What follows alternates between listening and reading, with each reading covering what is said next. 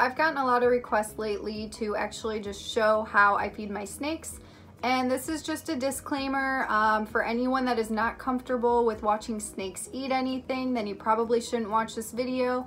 I do want to say that I'm not going to be feeding anything that's live. All of the rodents are frozen thawed, so just keep that in mind before proceeding with this video.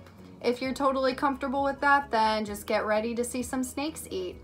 So some things that I would like to go over are basically very common things to people that have snakes and own them and take care of them. But for those of you that are new, some of these things are important to learn. So first of all, if you're going to feed a snake, I recommend not handling the snake a day before and a day after. After a snake has eaten, it needs time to digest. You don't want to pick up that snake because it can possibly regurgitate their food, and that's very stressful for them. And then they lost their meal as well, so you don't want that. They need 12 to 24 hours after they've eaten to digest their food, and then you can handle them after that. All of my snakes are eating frozen thawed. I got very lucky and I don't have to deal with feeding live. If your snake isn't eating, I made another video on how to deal with that type of a problem, and you can go and watch that and it might be helpful for you. Other than that, I'm just going to show how I prep the food and show you feeding all of my snakes. So when it comes to feeding your snake, the first thing is first you need to pick a rodent that is the proper size for your snake. You don't want it to be something too small or too large. The best way to go about it is to pick a rodent that is similar in size to the thickest part of the snake. So that's usually called the girth. You want to pick a rodent that is the same amount of thickness to the body, so that way basically when you feed your snake, it doesn't have like a big mound in it in the thickest part of its girth, because that means it's a little bit too large. You also don't want it to be like so noticeably small that you don't see anything at all. So just use your best judgment and hopefully it all should go well. So when it comes to thawing out your rodent, it's actually very, very simple. I have a bucket right here. Very interesting, I know. Just a regular bucket. I filled it with water. When it comes to filling your bucket with water, there are some things to keep in mind. Number one being that you do not want to fill your bucket of water with scorching hot water. And this is because if it is too hot, it can actually cook your mouse, and it can also basically make your mouse explode, which is disgusting and you don't want that. And when I was a beginner snake owner and I had Bowie a couple years ago, this happened to me once and it was very disturbing. So I was feeding Bowie and he was just a tiny little thing and I used way too hot of water. And when he bit the rodent, it literally exploded and he was like, "Hey mom, like that's disgusting. I'm not gonna eat that," and wanted nothing to do with it. And I totally understood because that's disgusting. So I had to get a new rodent and start over, and I learned from that lesson. You can use lukewarm water. I like to do it a little bit warmer than that just to make the process a little bit faster. Again, just make sure it's not hot water because you don't want any exploding rodents, trust me. No. So after you fill your bucket with water, you just want to make sure that whatever rodent you're using can submerge all the way into the water, and then I usually leave it for about 15 minutes, and then after that it's pretty much thawed out. You do want to make sure that your mouse is 100% thawed out before feeding it to your snake, and the way to do that is basically the squish test. And that is when you basically squish the rat. You don't have to use your fingers if that grosses you out. I use my tongs. Make sure that it is not frozen. Also check the head, because a lot of the times like the organs and the stomach will thaw out very quickly, but then sometimes the head is still frozen. So you may want to give it a little bit more time if you're unsure. Obviously heads are strong because there's a skull, but just make sure that it's not extremely stiff and it feels perfectly right for your snake. So with all of that said, I'm gonna go ahead and let you see my snakes eat. I have 4 snakes. They're all pretty different and unique, so hopefully they're all feeling pretty hungry today. So this is Bowie, my Brazilian rainbow boa, and we are gonna go ahead and feed her.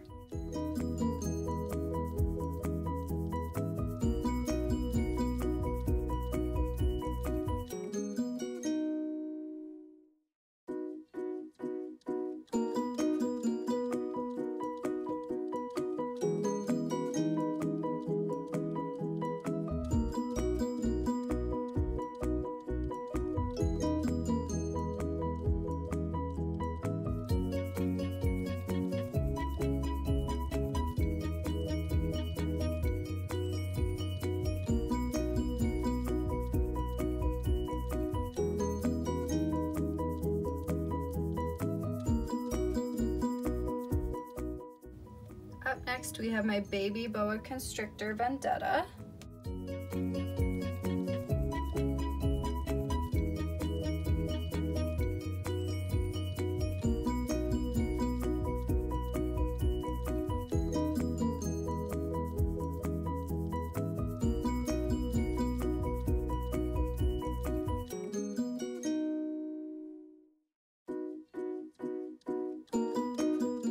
Next up is Bloom, my little plasma corn snake.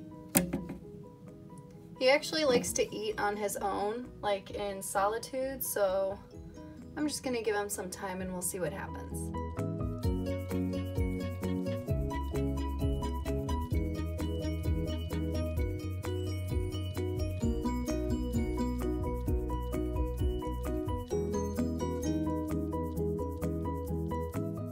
Next up is Metamora, my green tree python, and she is already interested. She wants something. Yeah, we're gonna feed you.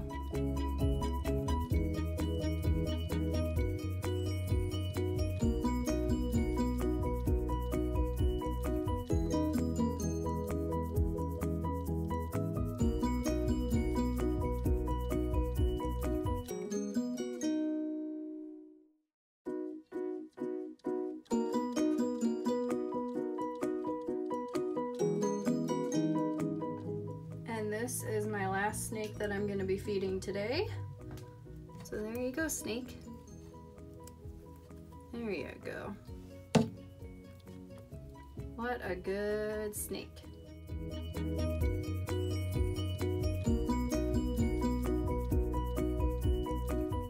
One more thing I would like to mention is that I feed all of my snakes within their own enclosures. It is an old myth that if you take your snake out and feed it outside of its enclosure, it will be nicer to you and less likely to bite. It's just totally false. Snakes understand when they're being fed in captivity. They can smell the rat or the mouse. They understand. It's really nothing to worry about. Again, I've never been bit by any of my snakes ever, and they all eat within their own enclosures, so that just goes to show that feeding within their own enclosures isn't going to cause any aggressive issues whatsoever. It's actually stressful for you to take your snake outside of the enclosure to feed it, simply because you're just going to have to put it back into its enclosure immediately after it's eaten. And as I mentioned earlier, you shouldn't be doing that because they shouldn't be handled right after they've eaten a meal. They need 12 to 24 hours. So it's just overall better if you feed them within their enclosure. Another concern that people have is the intake of the substrate when they're eating. There are ways to avoid that. Usually you can put down paper towel or do whatever you feel is necessary, and you can still feed them within their enclosure and not have to worry about impaction.